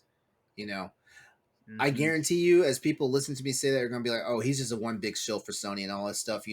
But here's my thing. When we look at these people who are all like crazy about the console war stuff, they always want to say like this versus that, this versus that. You know what?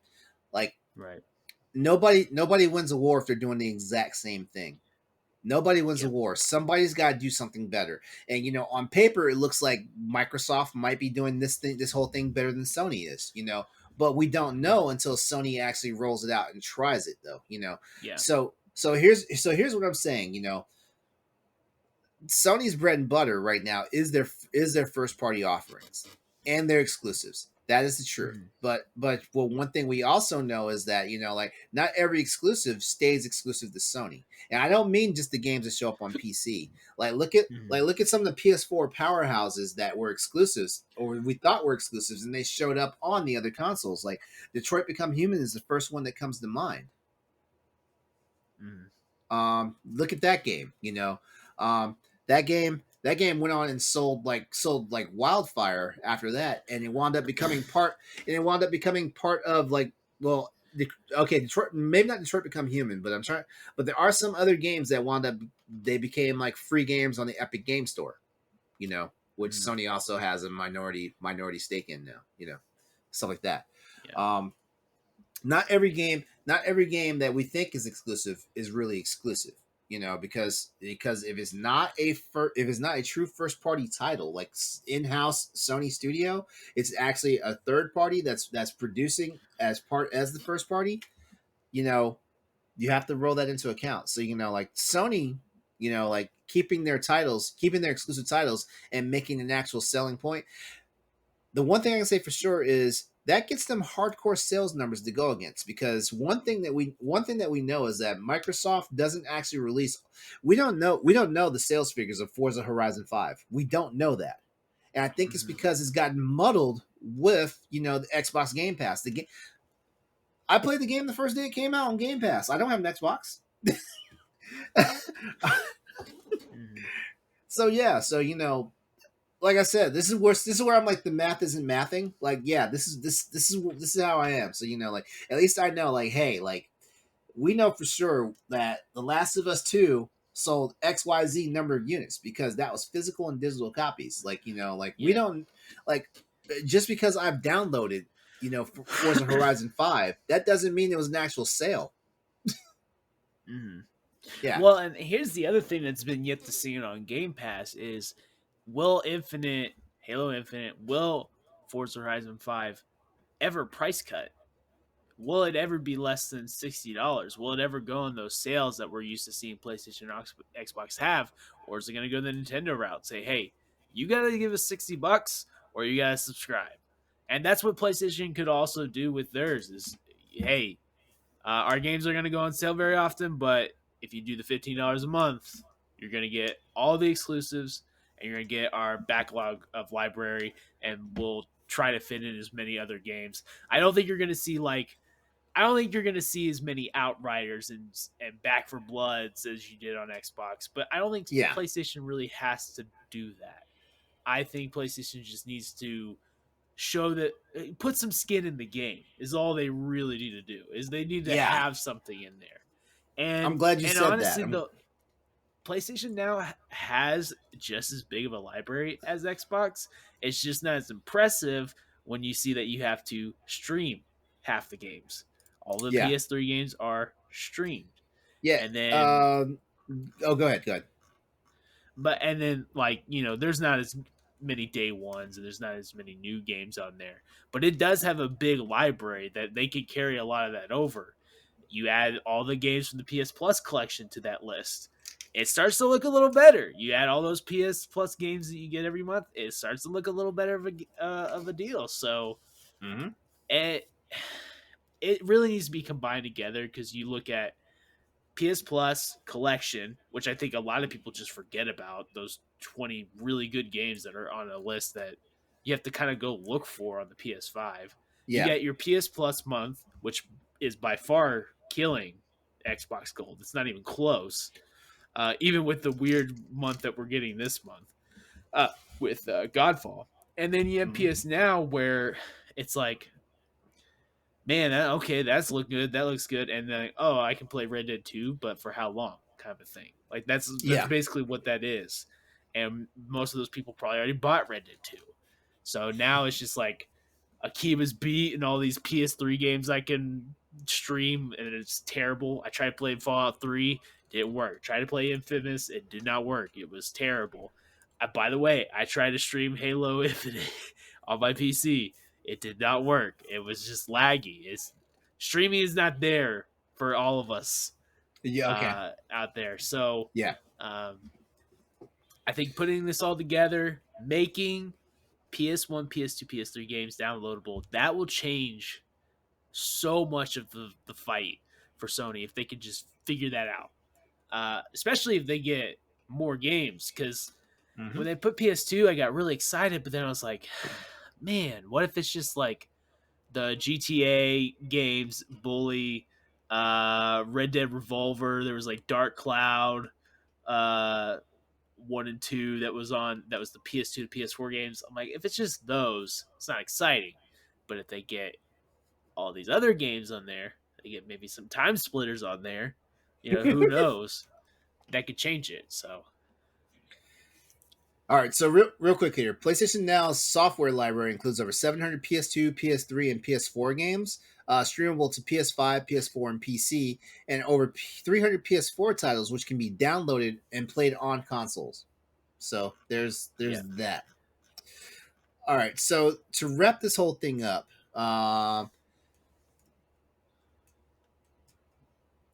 PS Plus Ultimate or whatever the final name ends up being, we don't know what it's going to be. We don't know if it's going to be a serious competitor to Game Pass in the ways that matter, and it's speculation. Like Microsoft may retain the advantage in that space, or Sony may pull out something that's unprecedented, and we see like a real shift in way people look at these subscription services for the two competing platforms. Because I say Microsoft and Sony as the competing platforms because Nintendo is always in an island off on their by themselves when things like this are happening. Ultimately, if you take a look at it, we get a few years into this generation, and Microsoft continues this recent Forza Halo trend of big name beloved games being offered for free on Game Pass, like including upcoming Starfield, Public Dark, Fable, Avowed, and Elder Scrolls. They're all coming soon. Sony's system may seem increasingly antiquated, so we're as usual. As gamers, we all have to take a wait and see attitude, and that's really what it boils down to. We got to see what happens. I'm excited. But the one thing I will say is that yes, PlayStation Now needs some help. PlayStation Now needs help right now. Right now. I'm hoping that maybe we'll get this in January, because I feel like maybe we're not getting a showcase this month, even though we're due for one technically, because the last one was in October. But maybe we wait till January and start off the new year with a really big cool announcement and saying that, hey, you can now play MotorStorm. Download MotorStorm. Maybe download Resistance. I tell you what. Games. I tell you what. If Resistance shows up, like I'm throwing money. Uh-oh. I'm throwing money. Oh, I will send them a blank check, Sony, and say, you tell me how much it's worth, and I will pay you that. You may if Resistance shows up, out. I'm throwing money. If Infamous shows up, I'm throwing money. Yep. If there's a special edition with statues if Jack and Daxter, everything, if Jack and Daxter shows up, I'm throwing money. Oh, yep. Oh man. You know what? That brings me to a good question though. Which part of Sony's back catalog do you favor the most? Is it PS2 era, PS1 era, PS3 era, PS4 era? Is it the up and coming PS5 era? Here's the thing. I think the PS1 and the PS3 era definitely, even though the PS2 console I have such fond memories with. The problem with the PS2 era is I played a ton of games that have licensed soundtracks. So like the racing games, all the sports games I played, they're not coming. They're never coming. I'm just, get used to that for me. I'm used to that being not a thing. But the PS1, all the JRPGs, and of course all the classic platformer games, and the PS3 was just like a whole new world for me as far as my gaming experience, because that's when I really got into like the stories of games and stuff like that, and getting all those would be great.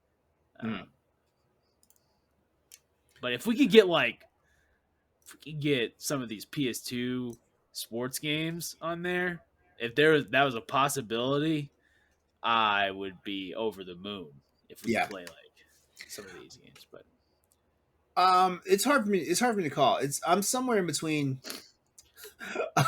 I'm somewhere between PS2 and PS3 era. Even though PS1 was a fun era for me too. Like man, PS1 and PS2 was like JRPG heaven. Oh yeah. And by the way, I didn't even play most of the JRPGs on PS1.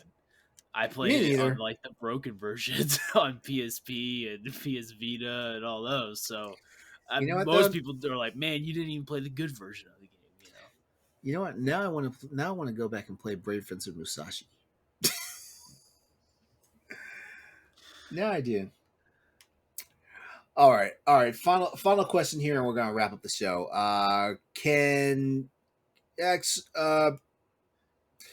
Project Spartacus be what Sony needs to make some inroads on Xbox Game Pass? Now, note the way I pose this question is I didn't say would overtake Game Pass. I said to make some inroads on Game Pass.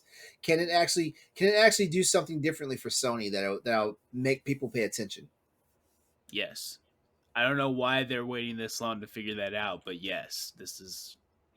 They should have been focusing on this during, I want to say, the second half of PS4's life cycle. But the fact that like they waited for that, it wasn't something that came out concurrently with PS5. Like boggles my brain. Yeah, I don't get it like. either. I mean, the PlayStation Plus collection. That was genius because it honestly made me go out and spend money on PlayStation Plus. It did. Yeah, it did. But now we're a year past it now, and it's like, and I thought we were going to added. I thought, yeah, exactly. I thought we were going to see a refresh of it, but we haven't seen that yet. And it doesn't even. Well, there was rumors of a State of Play coming, and I was thinking the State of Play would have something about that. But who knows? Who knows? Yeah. All right, so that's our show for tonight. I want to go ahead and always give a big thanks to you for tuning in the Crossroads PlayStation Podcast. Before we head out, you know what time it is. Austin, it's just you and me tonight, so go ahead and plug yourself, man. Yeah, follow me at PlayStation on Twitter, and that's pretty much it. All right. As usual, you can always find me at Exodus803 for all the various platforms. So social media, YouTube and Twitch. Thank you for tuning in tonight. As well as my gamer tag, Exodus803. That's all you need to know. EXODUS803. I have to repeat this announcement because it was so awesome to say it last week that I have to say it again. Crossroads now has a merch store. So yeah, right. You're about to hear me say it again. Everything from t-shirts to ball caps, mouse pads, leggings, and even tank tops. Sorry, I'm not wearing a Crossroads tank top yet. Are now available for all of our fans who want to rep their love for our show, Crossroads PlayStation Podcast. We've even got socks, yo. Socks. Links have been provided in our show notes. If you're interested, check it out. They're in there right now. Go out there, show us what you got. We would love to see it. And to showcase some stuff that's going on the Boss Rush website right now. First, we have, should small developers like Cloud Iron Studios, the team responsible for Aliens Fireteam Elite, be trusted with major franchises? Our very own David Lasby is asking that question right now in the December 6th edition of the Boss Rush banner. Also, Corey Durick has a write-up this past week that you'll want to check out where Phil Spencer explains that today's Xbox could have probably held on the Bungie. Now, what's funny about this is after that interview came out, we've had some rebuttals from people, particularly the developers behind Ori and the Will of the Wisps, that actually had their own take on whether or not Xbox could have held on to Bungie, in its current state right now. So check that out. And also take a moment to check out Eddie Varnell's review of Voice of Cards, The Isle Dragon Roars from Square Enix, which is available now on PS4, PC, and Nintendo Switch, and see if the game might be worth adding to your own library. Austin, you played that game, didn't you? Not yet. I Me and Ed, when it got announced, me and Ed went crazy over it, and Okay. he's already played it before I do. I have the demo on my Switch, but I haven't tried it yet. Yeah, the demo's great. I played the demo. I love the Uh-huh. demo, and I just have yet to buy the game because I'm not really broke, but pretend like I'm broke. All right. As always, head over to bossrush.net to check out more editorials and shows from our ever-growing family of creators and contributors. If you like to talk about games, media, sports, food, and much more, why not join our Discord, the Boss Rush Network Discord, where there's even a Crossroads PlayStation podcast server on the Discord just for the fans. As always, you can chat with us, keep the conversation going by hitting us up on Twitter at PS_Crossroads. Additional more news, events, and topics while we're getting ready for the next installment of Crossroads. All right, everyone. It's been fun, but I have to let you know this has been episode 62 of Crossroads PlayStation Podcast. Come back and join us next week for the final podcast of the year, 2021. Yeah. Or we'll be back to talk about more PlayStation and gaming news and have one of those nice, big, hot topics for you as well. So it's going to be the final one for the year because we got to take a couple of weeks off and just recharge the batteries. The Boss Rush family... The Boss Rush Games family wants you all to have a great night. Go out there, play games, be better, take care of yourself, and we will be back next week. Goodbye, everybody.